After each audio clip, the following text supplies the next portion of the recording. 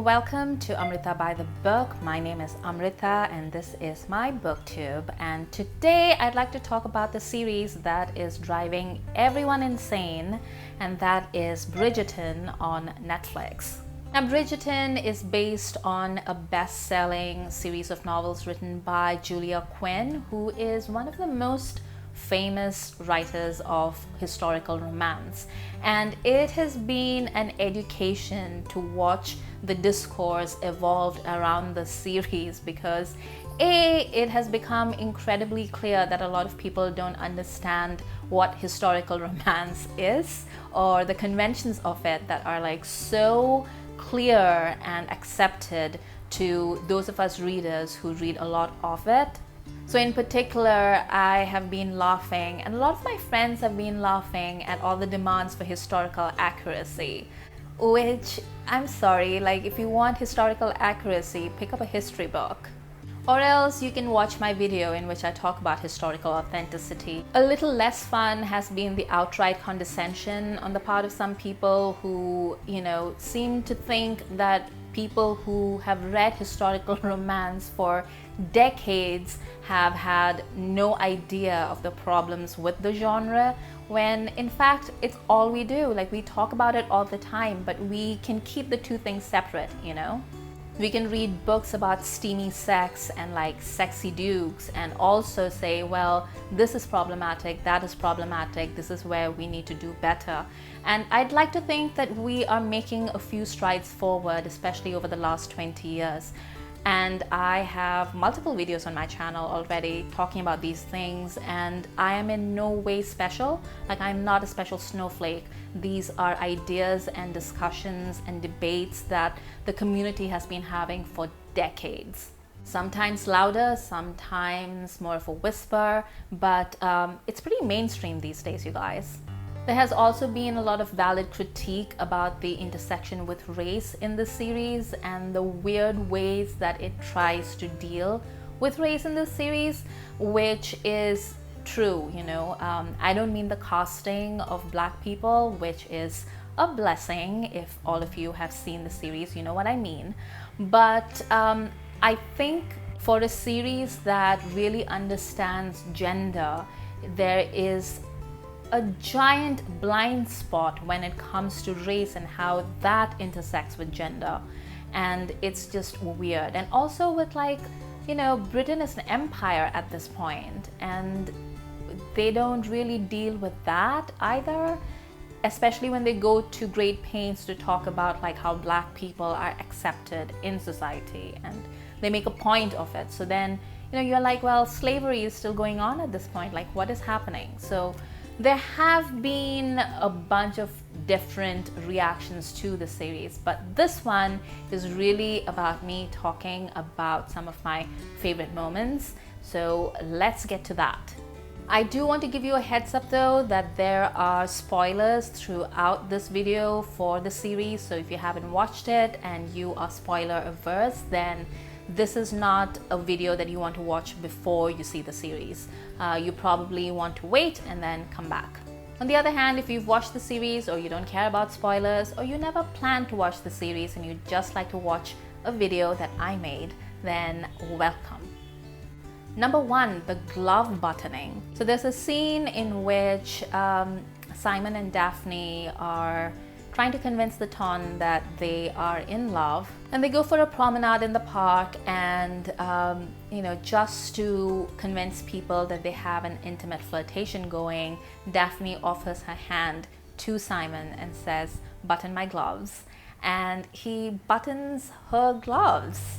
And see, this is why historical romance is so great, because this is possibly the most contact, like physical contact, two people can have in public, and it is incredibly intimate. He is buttoning a piece of her clothing in public. It's very hot, but it's also really funny. And then later that night she has a dream about it, and you're just like, ooh, he buttoned her gloves. I don't know what that means, but it just, it's been something that I've been saying to myself all week. There's a similar incident where he and her brother Anthony, who's a total jerk, have really made life more difficult for Daphne. And Daphne is upset, and she goes up to Simon in a ballroom and she's telling him how he's screwing up her life because he just doesn't understand the value of the things that she is doing. And all she wants from him is to just, be her prop, mind his own business. And it's not clear that he actually understands what she's saying, but he does understand that she's upset and he wants to comfort her.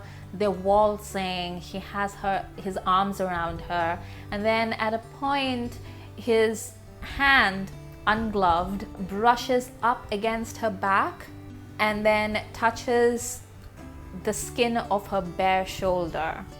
Does that sound ridiculous? Wait until you watch it on screen.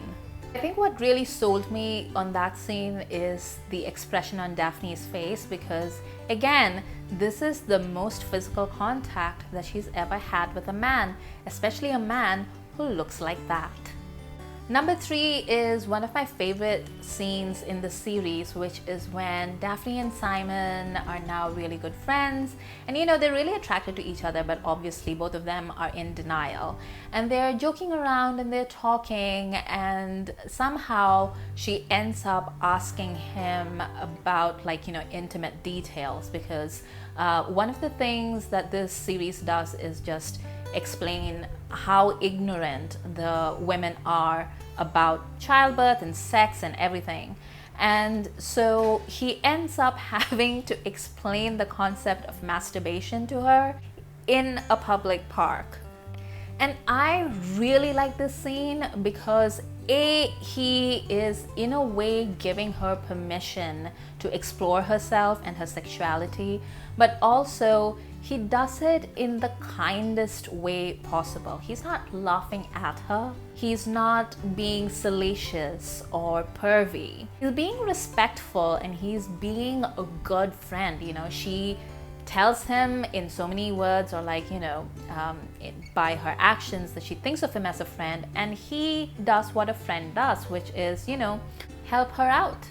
Of course, then she goes home and has, a really naughty dream about him, and then she thinks about him while she's masturbating, but that's a whole other issue. But I really enjoyed the fact that they have such an intimate conversation in the park, especially because it really illustrates the intimacy of their relationship, that they can have a conversation like that in the middle of London with the entire ton around them and still have something that is meaningful and intimate between them.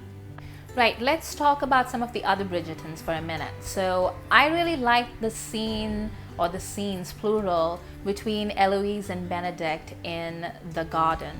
I like the fact that the two of them find each other, and he's trying to be the strict elder brother, and then he's sort of let down by the fact that he also is a bit of a nonconformist, and she definitely is. And so they just have a smoke in the garden and they talk about things that are important to them. And the things that are important to them are relatively small compared to the major life changes that are affecting, the rest of their family and friends. But it is a wonderful little moment of sibling companionship, and I really enjoyed it. I've seen people talk about how it had weirdly incesty tones, and I'm just no, it doesn't. Get over yourselves. I also really enjoyed the relationship between Eloise and Penelope, but also when they are on what I like to call mission pregnancy, where neither of them has any idea how people get pregnant, but they need to find out because it terrifies them, especially Eloise. And they keep asking these leading questions to various people without actually being bold enough to straight up ask people, because good little girls don't do that. And it's especially funny because the Bridgerton boys are such little shitheads, and they just start saying things like, haven't you ever been on a farm? Cracks me up.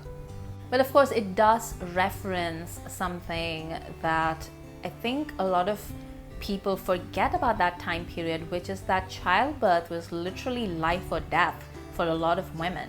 And the fact that Violet Bridgerton has this enormous brood of kids who all survived to adulthood is insane and a complete miracle. What happened with Simon's mom was probably more par for the course. All the women in this series have a real hang-up about childbirth, and that is because childbirth is scary. And nobody will take their fears seriously because it's the natural order of things. Next, I really liked Violet Bridgerton being a boss and getting rid of Berbrook. That was a bit of a nod to conversations that we've been having online about women's whisper networks and how they tend to save women from bad people, especially bad men. And what Bridgerton does is that it allows Violet to weaponize that whisper network and sort of reroute it in different channels so that she can save her daughter. And she does it in a way where no blood is spilled, where no harm comes to anyone except for Berbrook. And it's a really fun operation to see in progress. I also enjoyed all the scenes of Anthony being told or realizing that he is the worst. I mean, the absolute worst. I remember Anthony being an ass in the books. I mean, it's been a while since I read the books, but I remember him being not very nice until he meets Kate, whom you'll probably meet in the next season. But I don't remember him being this much of an ass. Like, the moment he came on screen, I wanted to punch him in the face. That's how big of an ass he is. He is condescending and rude and selfish, and the things that he does to the women in his life, like, I just want him to get a beat down. Like, once every day. Like, he wakes up in the morning and gets a punch to the face. He's handsome, but he's not handsome enough to carry off this level of jerkitude. One of the things that I loved about the series is the depiction of friendships. You see how you outgrow some friendships, some of them stick with you through thick and thin, others fall apart, and then there are others that might fall apart but will come right back together.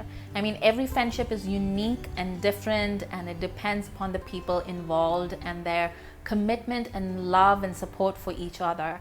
And I really enjoyed it. My favorites are obviously the ones that feature Penelope, who is a true friend and a gem, and that character is straight from the books. Like, I love her, and I am going to be so upset if Netflix cancels the series before we get to her story. I like that they showed the relationship between Daphne and Marina as well, because sometimes you do have frenemies. And then there's the friendship between Anthony and Simon, where they really understand each other, but also have deep differences due to their upbringing and their backgrounds, and they understand that about each other as well, and don't even think twice about wanting to kill each other. One of the things that really made me laugh was the depiction of class differences, because it's really funny just how up their asses the entire aristocracy is, because they all are like, well, we either don't see you or else we see you and then feel very condescending towards you. And meanwhile, this entire class of people are just working and have like real problems because they have no money and they have to work extra hard. And every time that they get a chance to put that forward, they do, which perhaps might not be historically accurate, but is also really funny. And there are all these other tiny moments that they throw in too, you know, like the scene where Daphne and Anthony go down to the kitchen to heat up some milk and then don't know how a stove works. Or my personal favorite is when Eloise is convinced that their housekeeper is Lady Whistledown, and the housekeeper literally laughs in her face because she's like, do you know how hard I have to work? And do you think I would still be your housekeeper if I could make all that money by writing? And last up is actually a decision that took me by surprise, which is when the series reveals the identity of Lady Whistledown. In the books, it takes a couple of books before we realize who she is, and then it's a real moment of reckoning when we do realize. In this one, they reveal it right at the end of the first season, so that's interesting, and it makes you wonder where the other series are going to go. Let me know if you had favorite moments. Have you watched it? Are you not interested? I'm just really happy that this came out just because I want to see more romance adaptations, and I'm so glad that there has been such a lush, lavish adaptation of a silly romance novel, and I'm really happy that a lot of people are really mad about it because die mad. For more videos, please hit the subscribe button.